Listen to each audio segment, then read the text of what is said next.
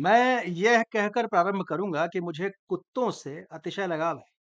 बचपन में हम एक बड़े से घर में रहते थे, जहाँ हमारे साथ 3 विशाल कुत्ते रहते थे, जिनके नाम थे विनोद खन्ना, राजेश खन्ना और शत्रुघ्न सिन्हा।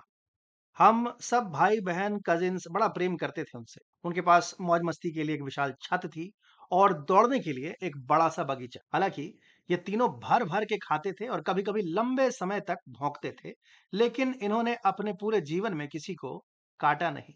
दुर्भाग्य से एक-एक करके उनका निधन हो गया, जिससे हमें काफ़ी दुःख पहुँचा। 2021 में मेरे एक दोस्त ने मुझे एक काला लैब्राडोर पपी दिया। तब मैं नोएडा में एक 3 बीएचके अपार्टमेंट में रह रहा था। नाम रखा टॉमी शेल्बी। फ्लैट में केवल मैं और मेरी पत्नी रहते थे, तो मुझे लगा कि पपी के लिए यह उपयुक्त होगा। प्रारंभ में आसान भी था, लेकिन जैसे ही श्वान महोदय अपने 5वें महीने में पहुंचे, एकदम उड़न छल्ले हो गए। ये परिसर में हमारे पड़ोसियों के लिए परेशानी पैदा करने लगे। आखिरकार मुझे टॉमी शेल्बी को एक दोस्त को देना पड़ा, जिसके पास एक बड़े से बैकयार्ड वाला एक विशाल विला था। जिस दिन मेरा अपना बंगला होगा, सबसे पहले कुत्ता पालूंगा। नमस्कार।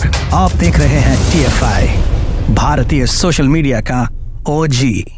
परंतु मैं इतना अवश्य कहूंगा कि दुर्भाग्यपूर्ण वास्तविकता यह है कि कुत्ते अपार्टमेंट में रहने के लिए उपयुक्त नहीं है।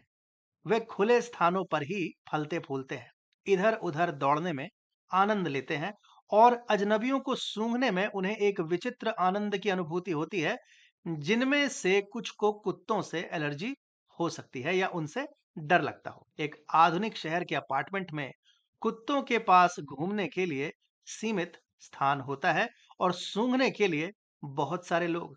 कारणवश कुत्ते के मालिकों और अन्य लोगों के बीच अक्सर संघर्ष की स्थिति बन जाती है।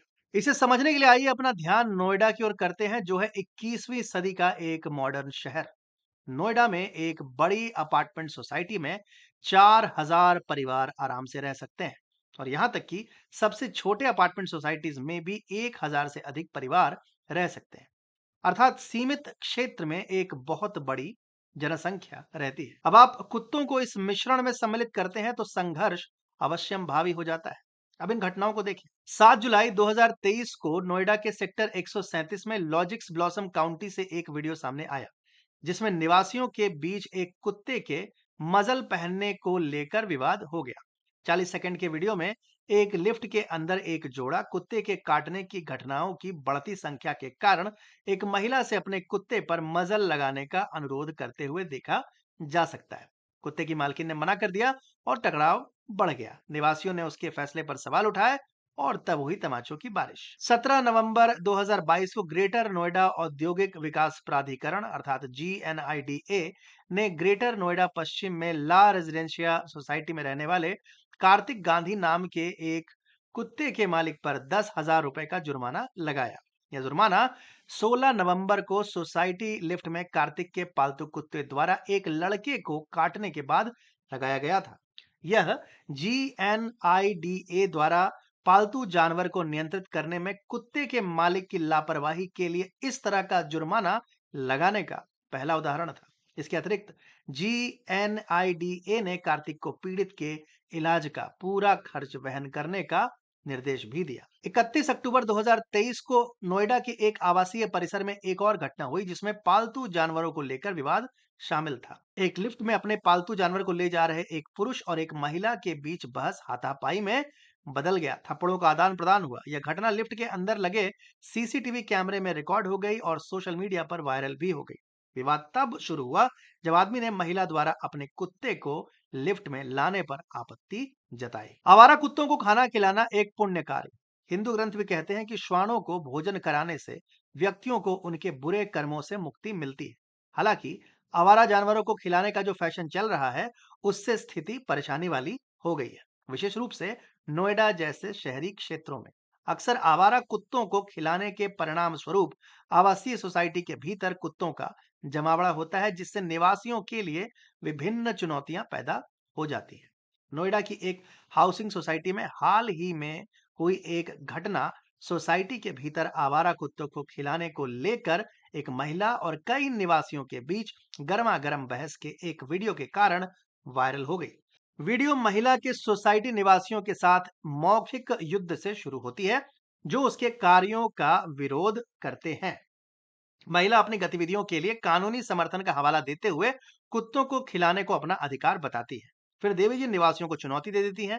स्थिति तब शांत होती है जब हाउसिंग सोसाइटी बोर्ड के एक सदस्य महिला के निवास के बारे में पूछताछ करते हैं। हालत बिगड़ता देख देवी जी चुपचाप निकल लेती हैं।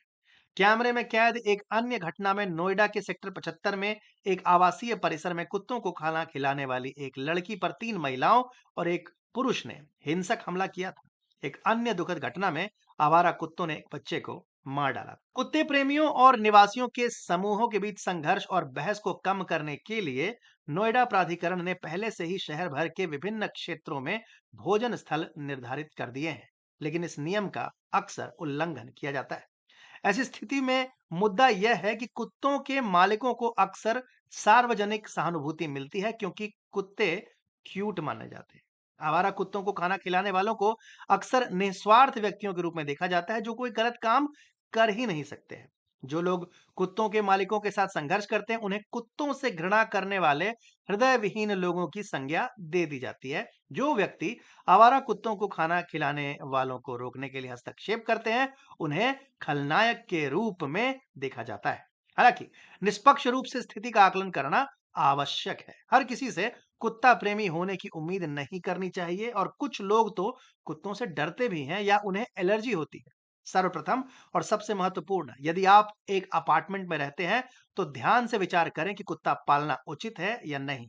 यदि पालने का निर्णय लेते हैं तो उन्हें बाहर निकालते समय मजल का उपयोग करें और निर्दिष्ट लिफ्टों का ही उपयोग करें। यदि लोग असहज महसूस करते हैं तो खाली लिफ्ट की प्रतीक्षा करने पर विचार करें। यदि आपको कुत्तों को खाना खिलाना पसंद है तो ऐसा अवश्य करिए, परंतु आवासीय सोसाइटी के भीतर ऐसा करने से बचें। इसके बजाय खाने के लिए निर्धारित घंटों और स्थानों का पालन करें। यदि आप खुद को किसी भी प्रकार के संघर्ष की स्थिति में पाते हैं तो शांत रहने की कोशिश करें। ऐसे विषय बिना आवाज उठाए या मारपीट किए भी हल किए जा सकते हैं।